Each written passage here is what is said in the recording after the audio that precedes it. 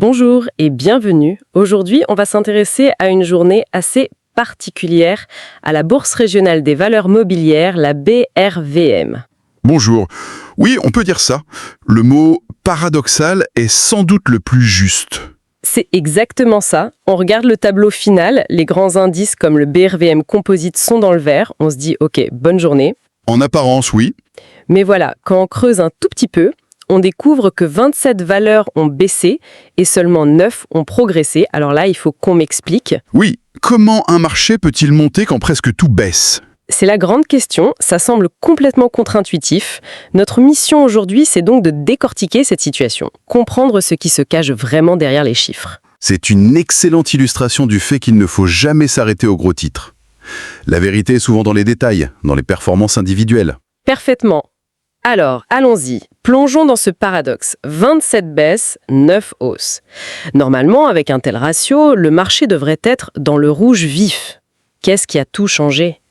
Eh bien, la réponse, elle est finalement assez simple. Elle tient en un seul nom. Ah oui. Orange Côte d'Ivoire. D'accord, le géant. Le gérant. Exactement. C'est ce qu'on appelle une valeur à très forte capitalisation boursière. Un poids lourd, pour faire simple. Un peu comme dans une classe, où le très bon élève remonte à lui tout seul la moyenne générale, alors que tous les autres sont en difficulté. C'est exactement cette idée. Le poids d'Orange dans le calcul des indices est colossal. Du coup, sa seule performance, même si elle n'est pas extraordinaire en soi, a un impact totalement disproportionné. Mais elle peut annuler l'effet négatif de dizaines d'autres entreprises plus petites. C'est ça.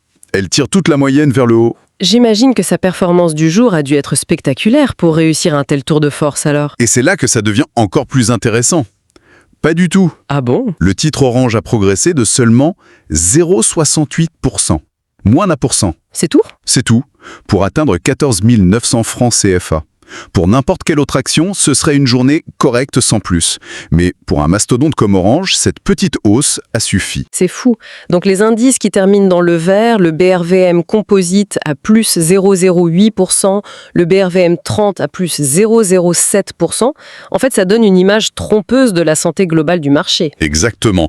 C'est une hausse étroite, comme on dit dans le jargon. La progression n'est pas soutenue par un mouvement d'ensemble. Ce qui la rend fragile, j'imagine. Très fragile. C'est une façade de solidité, mais qui repose sur des fondations très, très minces. D'accord. Cette façade cache donc une réalité un peu plus morose. Si les cours nous donnent une vision aussi déformée, est-ce qu'il y a d'autres indicateurs, d'autres indices qui nous disent ce que les investisseurs pensent vraiment ? Ah oui, absolument. Et c'est un réflexe crucial à avoir. Il faut toujours regarder le volume des transactions. L'argent qui a été échangé. C'est ça. C'est le meilleur baromètre de l'humeur du marché. Et sur cette séance, le message est on ne peut plus clair. Et qu'est-ce qu'il nous dit, ce message ? Il nous dit prudence. Prudence absolue. Le volume total des échanges a littéralement plongé de 31% par rapport à la veille. 31%, C'est une chute énorme. c'est un plongeon, oui. On est tombé à seulement 637 millions de francs CFA. Ça en dit très long. Concrètement, ça veut dire que les gens achètent moins, mais ils vendent moins aussi. Ils restent sur la touche en quelque sorte. C'est tout à fait ça. Une attitude d'attentisme, on observe, on analyse, mais on n'agit pas. On ne prend pas de risque. Ils gardent leur argent bien au chaud. Voilà. Et ce qui est encore plus révélateur, c'est de voir où le peu d'argent qui a circulé a été investi. Il ne s'est pas du tout dispersé. Il s'est concentré sur quelques valeurs sûres, j'imagine. Exactement. L'analyse mentionne Sonatel Sénégal, Ecobank Côte d'Ivoire, en plus d'Orange bien sûr. C'est un mouvement classique de fuite vers la qualité. On se réfugie vers les plus gros, les plus fiables. C'est un mouvement défensif. On ne cherche pas le gain spectaculaire, on cherche avant tout à ne pas perdre, à préserver son capital. D'accord, le tableau se précise. On a un indice qui monte grâce à un seul géant, mais des investisseurs qui, dans l'ensemble, sont extrêmement prudents. Un double mouvement, tout à fait. Mais en lisant l'analyse, il y a une ligne qui contredit toute cette prudence. Un nom qui explose tous les compteurs. Ethereum Côte d'Ivoire. Qu'est-ce qui se passe avec ce titre ? Ethereum. Alors là, c'est le contre-exemple parfait. L'anomalie spectaculaire de la journée. L'exception qui confirme la règle. C'est ça, hein. Si le marché est un océan perme, Ethereum est un geyser en pleine éruption. C'est totalement à contre-courant. Les chiffres sont incroyable. Sur cette seule journée, le titre s'envole de plus de 7,23%. C'est énorme. Et ce n'est même pas un accident, c'est la 9e hausse d'affilée. Depuis le début de l'année, on est à plus 167%. Sur le seul mois de décembre, c'est plus 86%. C'est spectaculaire. Mais qu'est-ce qui alimente une telle ascension? Il y a une nouvelle fondamentale sur l'entreprise? Un contrat énorme? Une découverte? Eh bien, on est face à un exemple d'école de ce que les analystes appellent l'effet momentum. L'effet momentum, c'est-à-dire? C'est une dynamique qui s'auto-alimente, une sorte de prophétie autoréalisatrice. Le processus est presque mécanique. Le titre commence à monter, cette hausse attire l'attention. De nouveaux investisseurs qui ne veulent pas rater le train en marche. Le fameux FOMO, Fear of Missing Out. Précisément. Cet afflux de nouveaux acheteurs fait encore monter le titre, ce qui attire encore plus de monde, et ainsi de suite. Le mouvement appelle le mouvement. Comme une boule de neige qui dévale une pente. C'est une image parfaite. À ce stade, ce n'est plus forcément la valeur intrinsèque de l'entreprise qui dicte le prix, mais la pure psychologie de marché. J'imagine que c'est un jeu qui peut être très dangereux. Une boule de neige, ça finit toujours par s'arrêter. Extrêmement dangereux. L'analyse le souligne très bien. Pour participer à ce genre de mouvement, il faut une discipline de fer et une gestion du risque rigoureuse.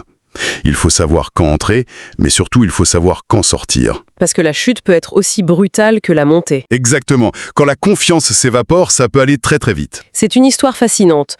On a donc le géant qui stabilise, la fusée spéculative qui décolle. Regardons maintenant de l'autre côté du miroir les 27 actions qui ont baissé. Faut-il y voir le début d'une vraie tendance baissière ? Pas nécessairement. Et c'est un point important pour ne pas céder à la panique. L'analyse ne voit pas ça comme un signal de crise. Elle parle plutôt d'une respiration du marché. Une respiration du marché, j'aime bien cette image. C'est l'idée d'une pause, d'une reprise de souffle, pas d'un effondrement. C'est ça. Prenons un exemple concret de l'analyse. Aura Group Togo. Le titre baisse pour la deuxième journée, ce qui pourrait inquiéter.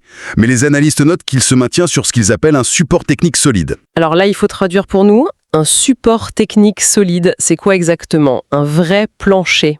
C'est moins du jargon qu'il n'y paraît. Un support, c'est un niveau de prix où, par le passé, les acheteurs se sont montrés nombreux.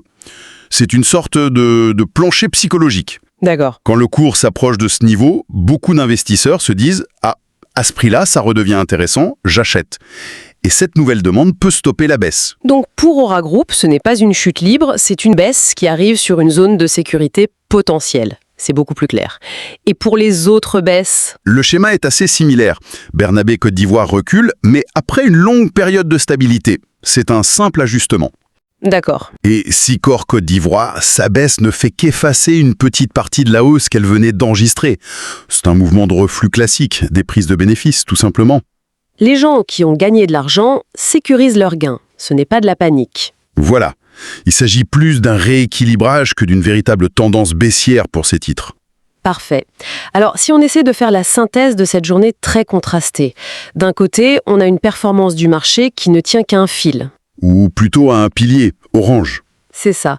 De l'autre, une majorité d'investisseurs extrêmement prudents et au milieu, des flux d'argent qui suivent deux chemins bien distincts.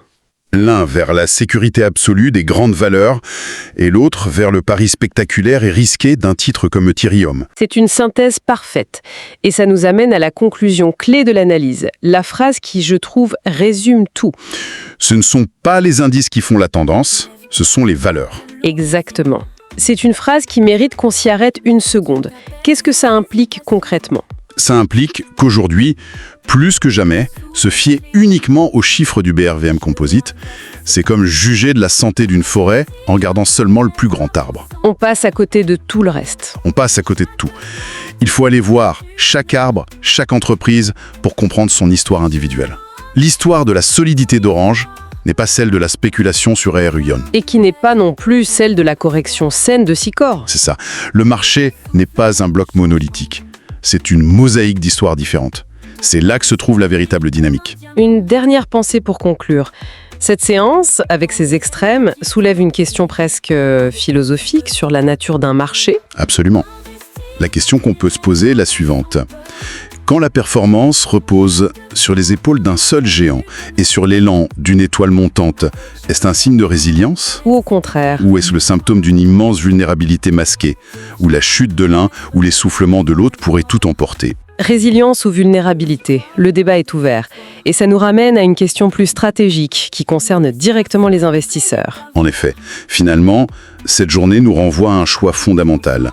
Faut-il suivre la prudence de la masse, se réfugier dans la sécurité, au risque de passer à côté des performances? Ou au contraire, tenter de parier sur l'exception, comme Ethereum, en acceptant le risque très élevé qui va avec. Exactement. Dans un marché aussi partagé, vaut-il mieux suivre la foule ou parier sur le cavalier seul? C'est toute la question que pose une journée comme celle-ci.